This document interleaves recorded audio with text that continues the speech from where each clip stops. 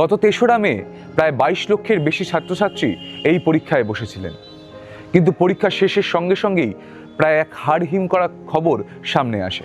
শোনা যায় পরীক্ষার আগেই নাকি কালোবাজারিদের হাতে এই পরীক্ষার প্রশ্নপত্র চলে গিয়েছিল। জয়পুরের প্রিন্টিং প্রেস এবং বিভিন্ন কোচিং নেটওয়ার্ক সাইটের মাধ্যমে হোয়াটসঅ্যাপে ঘুরছিল একটা তথাকথিত guest paper. National testing agency এক প্রকার বাধ্য হয়ে এই পরীক্ষা বাতিলের সিদ্ধান্ত নেয়। সিবিআই তদন্তের মাধ্যমে উঠে আসে মাল্টি স্টেট নেটওয়ার্কের কথা। এই চক্রের সঙ্গে অন্তত ৪৫ জন অপরাধী যুক্ত রয়েছে।